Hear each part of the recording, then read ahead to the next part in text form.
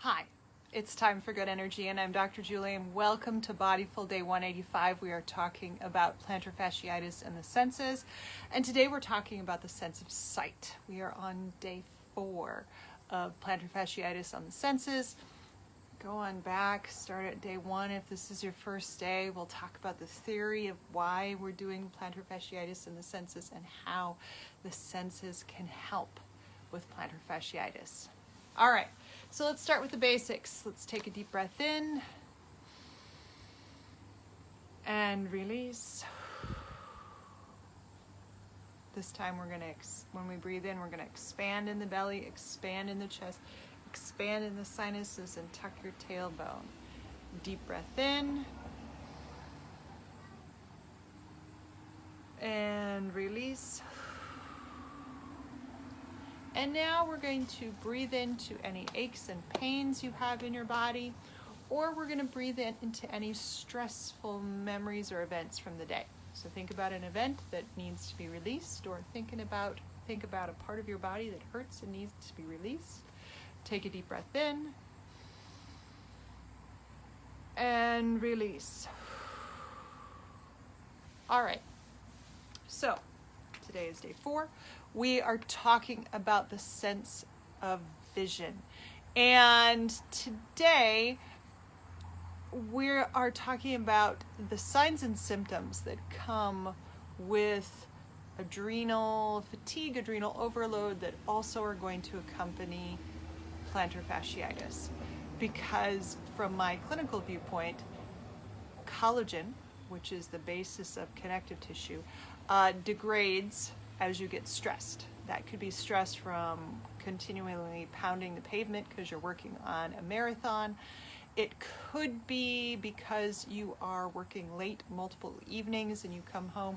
Plantar fasciitis, remember, is the heel aching the first 3 or 4 steps as soon as you get out of bed.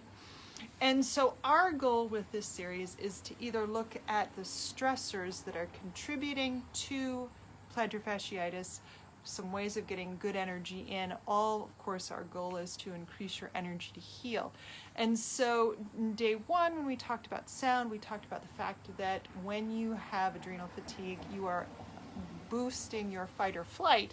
And so you hear, this is a sense of smell, sorry. You smell more acutely than other people. Now that also goes with the sense of sight, because when you are in adrenal fatigue and you are reared up because there's a lot of stress, your pupils are always dilated. And because of that, you are looking at the world, trying to get absolutely all sorts of information out of it so that you can survive. The problem with that is that when you do have adrenal fatigue, you need your sunglasses, you need a hat, you need all sorts of ways of cutting down the amount of light that is coming into your eye because your eyes are so dilated. So, like the sense of smell, the sense of vision is also enhanced, but in vision, that enhancement, that dilation of the pupil means that the world is a little bit too bright. Now, a couple of other things that go along with adrenal fatigue. When you are stressed, we already know that you don't make a lot of collagen, but did you know that collagen is the reason, or collagen is at the core of your floaters? Let's say this a different way. As you get stressed, you make poor collagen, and when you make poor collagen, you are more likely to have floaters in your eyes. So as you end up with plantar fasciitis, you may also notice an increase in floaties in your eyes, those little squiggles that show up. And that's for the same reason, the exact same reason that causes plantar fasciitis causes an increase in floaters in your eyes. Now, an interesting thing about eyes and adrenal fatigue. So we've talked about adrenal fatigue being, you've just kind of worked yourself, stress, but we haven't talked about adrenal collapse or adrenal shutdown. And in adrenal shutdown, your body says, I've had it, I cannot produce any more cortisol. And what's interesting is that in adrenal shutdown, it is that point in time, that lack of production of cortisol, that actually means you end up getting dry eyes. So dry eyes is a end of stressor, like end of stress, body going kaput response. And other things that also come with that, iritis, which is the inflammation of the iris, or uveitis, which is the, I can't remember, I know I'm messing up my itises, but iritis, basically itchy eyes, inflamed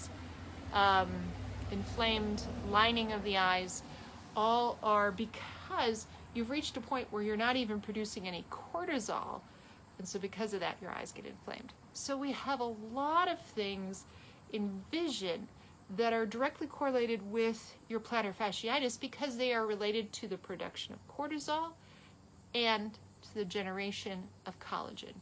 As your cortisol generation goes up, your collagen or connective tissue production goes down because they both want to use vitamin C. And you can't have one and have the other. They don't work that way. You either have one or the other.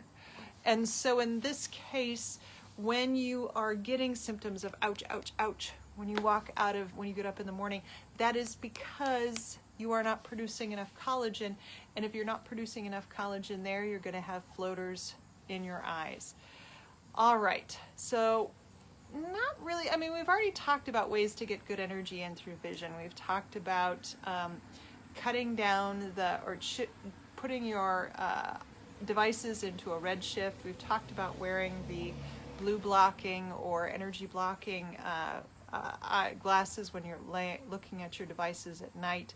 Other things that you can do to calm the visual system at night, which would then be good energy in, would be to dim your lights as the evening goes on. And we don't do that because we're trying to get stuff done.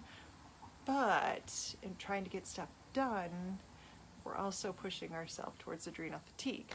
So it's 6 of one, half a dozen of the other. It's hard to figure out how to balance those without saying, okay, I just have to get rid of the stressor to begin with. I shouldn't be working late at night. I shouldn't be looking at my device late at night. We'll hold that one out there. You know all the reasons for all of that.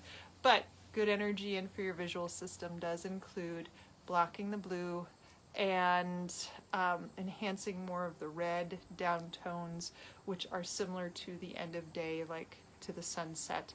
That's actually better for your eyes. It's calming for your eyes and would help when you have adrenal fatigue. All right. Anything else I can think of today? I don't think so. Those are the signs and symptoms of adrenal fatigue that would also go with your plantar fasciitis. All right. Join me tomorrow. We have another sense coming along to describe signs and symptoms or solutions that go with plantar fasciitis. All right, let's take a deep breath in and release. Have a great day. I'll see you tomorrow.